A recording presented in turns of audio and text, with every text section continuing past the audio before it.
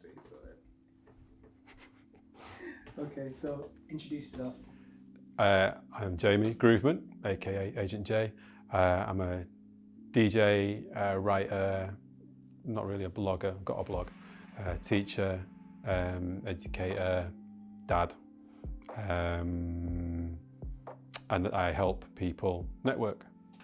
Being British to me has meant various things at different stages. I think my mum was a refugee from Chile and came over in turmoil, kind of escaped over, and Britain was a very safe place for her.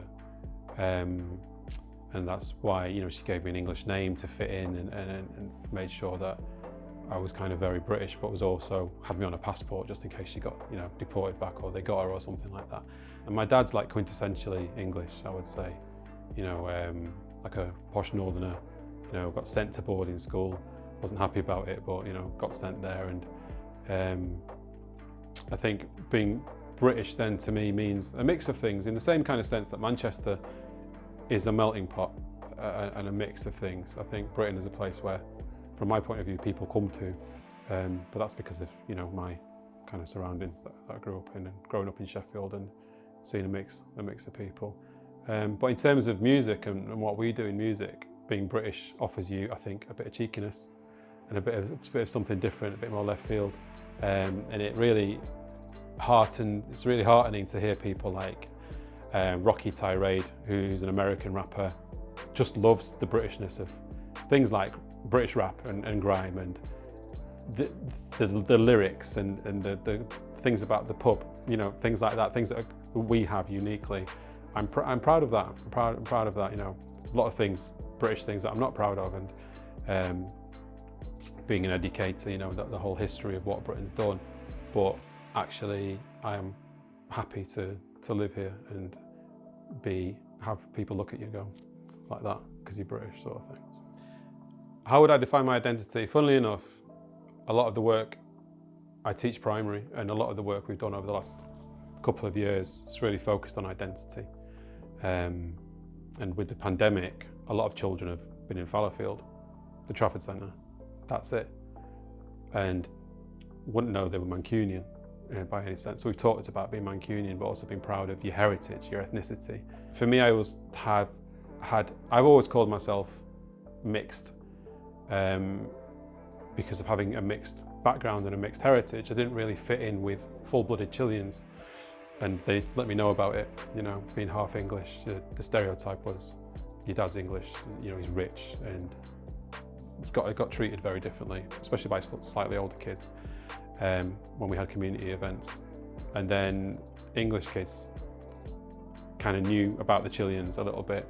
You know, a big gang of Chileans coming over is a bit of a stigma back in the day, sort of thing. But I think my identity as a mixed Chilean/British person has gone through so many phases of stuff. And I think, you know, if I was Chilean, I don't necessarily think I'd be bigging up being British, but being British, you kind of big up being Chilean. But then as you get older, you find out things, and you find out about things like the racism that's inherent in that country and stuff they've been through. And, you know, my mum came over here because of really bad things that happened, and her family, some of them don't even know about those things.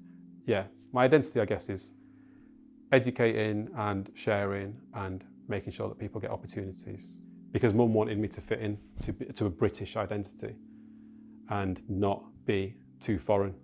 We're always talking about representation, but we're talking the talk, we're not walking the walk with it. And one of our teachers, who's Afro-Caribbean, she even said at one point, I feel a bit funny putting up a black face on a maths slide, because I don't want people to think I'm making a point. Colourism is so important for our kids, being from Asian countries and growing up with that, and for them to be able to talk about that and what their parents have gone through for being darker is really important, but very, very separate from the black experience. And so we very much focused on the black experience and being able to talk about that, and using the word black and not being afraid to talk about that in the correct context, and then relating that back to those children who are terrified of things like Brexit, terrified of Trump throwing a missile at them. It's like Cold War shit, you know. So you had Brexit, Trump, these kids knowing how anti-Muslim he was. And then all this happening. The world is changing around them and we can't ignore it. We've got to skew them ready to deal with it. I think in terms of, obviously my skin colour hasn't affected, you know, I've never felt anything like that because of how light I am, and not, like I say, it's always that white British, assumes you're white British, you know, there's that kind of assumption.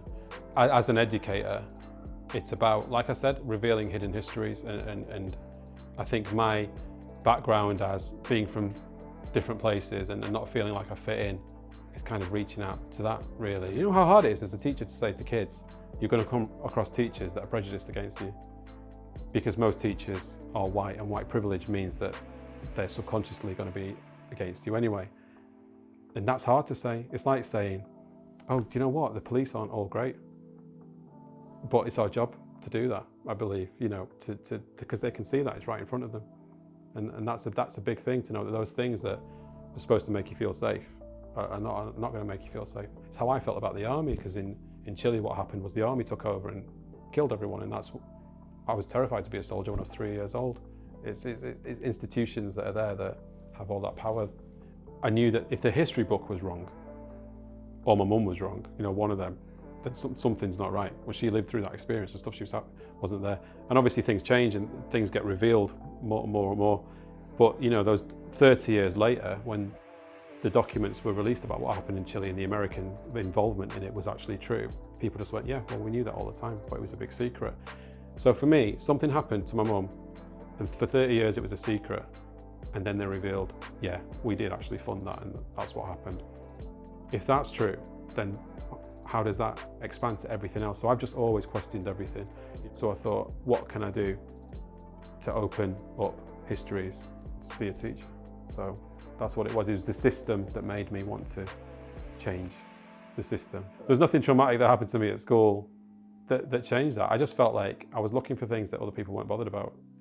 But I tend to say to people now, I'm half Latin American and half British, and if they're interested, I'll start going on about different layers of what being Latino means.